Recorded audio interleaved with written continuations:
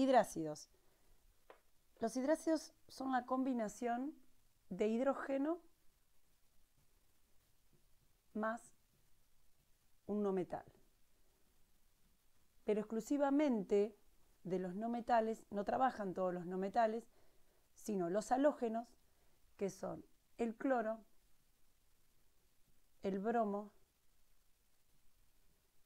el yodo, el flúor, y a estos tres les vamos a agregar el azufre, el selenio y el telurio. ¿Qué tengo que tener en cuenta para formular hidrácidos con estos 7 elementos? Que con estos 7 elementos no metales solamente van a trabajar con el menor número de oxidación.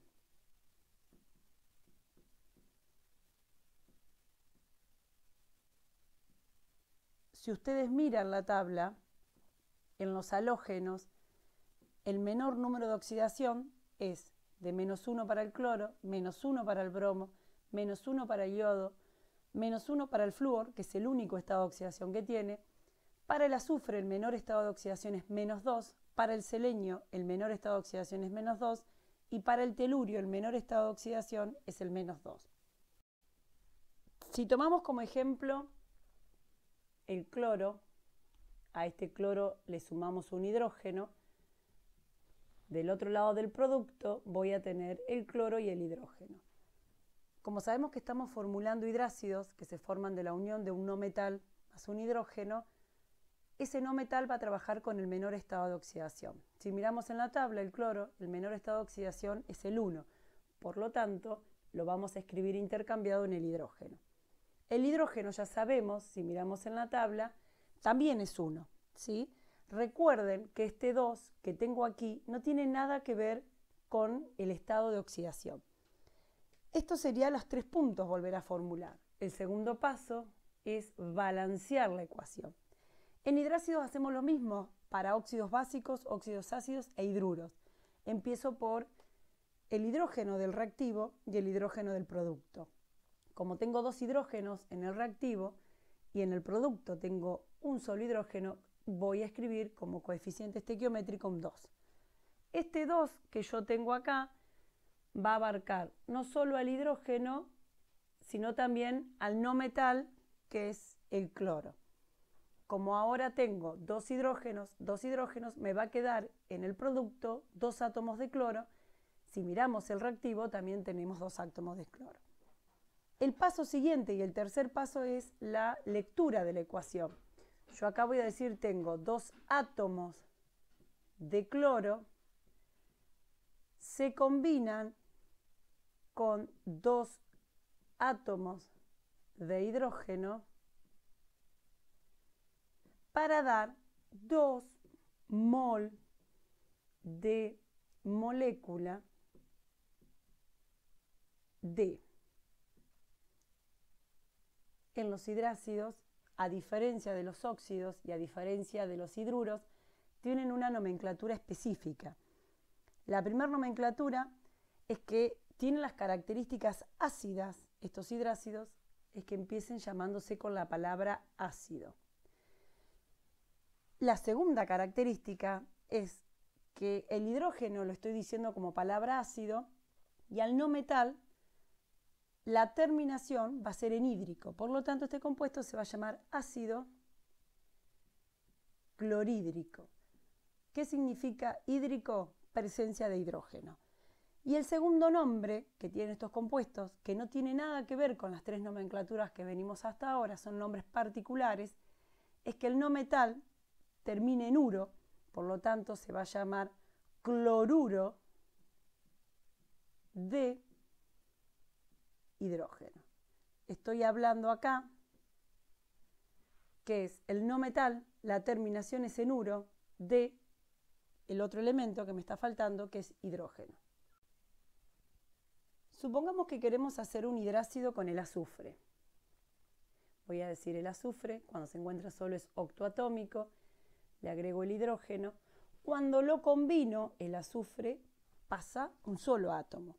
Si yo miro la tabla periódica, cuando trabaja o cuando se combina con un hidrógeno, el azufre va a trabajar con el menor estado de oxidación, por lo tanto va a ir un 2 y el hidrógeno con 1. El paso siguiente a esto es balancear, ¿sí?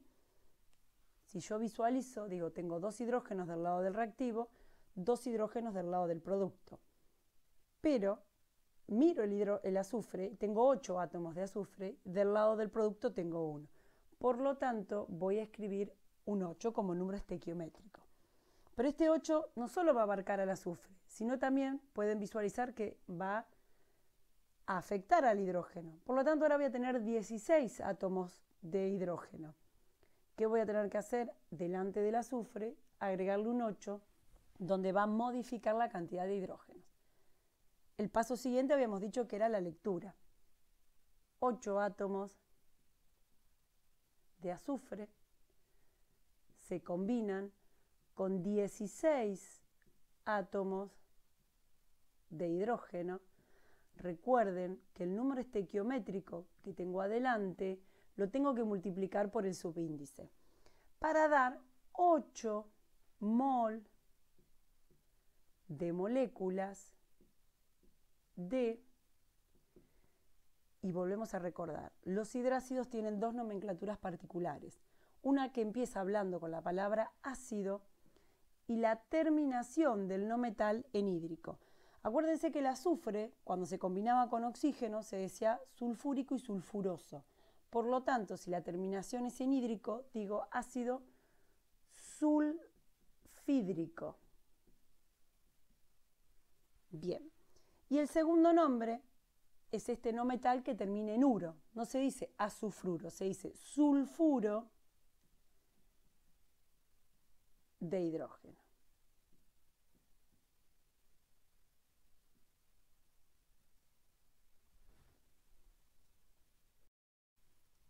Otro de los compuestos binarios que nos quedan por visualizar son los peróxidos.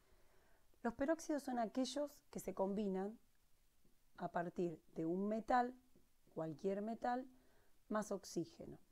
La única diferencia que tienen los peróxidos con respecto a los óxidos básicos es que cuando el oxígeno se combine del otro lado del producto, siempre va a pasar a ser biatómico, va a mantener esa biatomicidad. Si tomamos como ejemplo el litio,